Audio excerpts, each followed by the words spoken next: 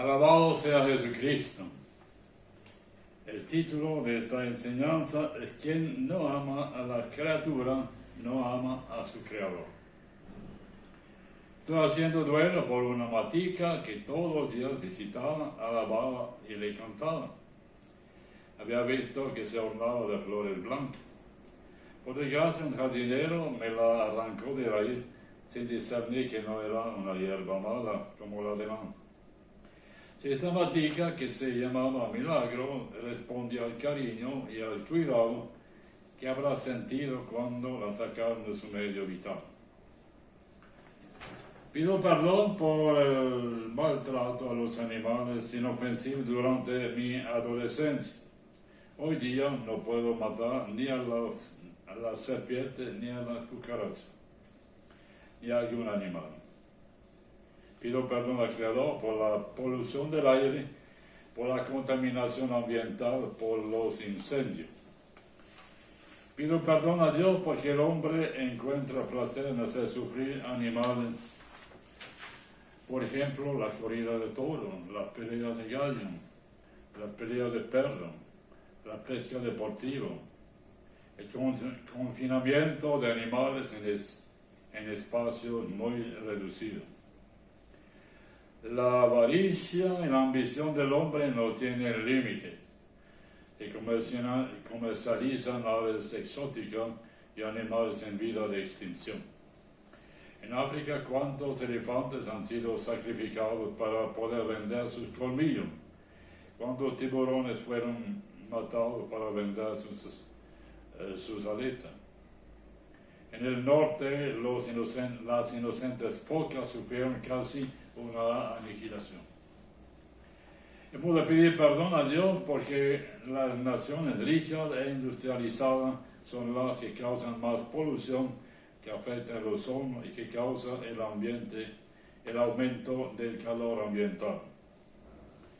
Si no se hace nada al respecto, muchas ciudades desaparecerán. Ninguna persona es una isla.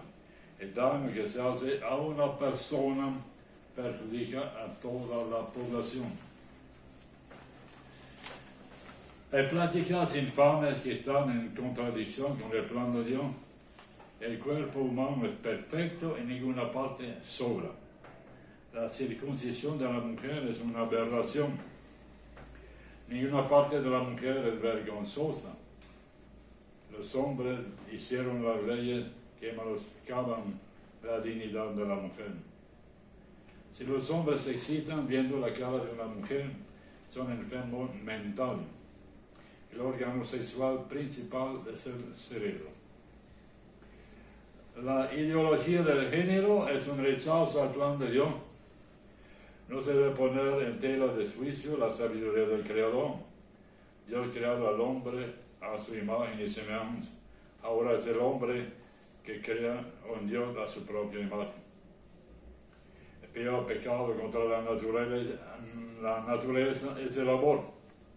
Juntos podemos defender la vida que viene de Dios. En estos últimos tiempos se ha desvinculado la sexualidad de la reproducción. Abunda la homosexualidad, el lesbianismo y el aborto. La pornografía es asequible en el mundo entero, en las revistas y en los medios audiovisuales. La lujuria, además de reducir al ser humano a un objeto sexual, produce enfermedad en el organismo, lleva a conductas violentas como la violación y el asesinato. Nuestro mundo es enfermo y necesita ser sanado. Jesús enseña a sus discípulos: hágase tu voluntad en la tierra como en el cielo. Orar por la sanación del mundo no es sencillo, porque la ambición del mundo para que la sanación del mundo no sea una cosa etérea, hay que delimitar el objetivo lo más concreto posible, para que se pueda creer que se está realizando al momento de la oración.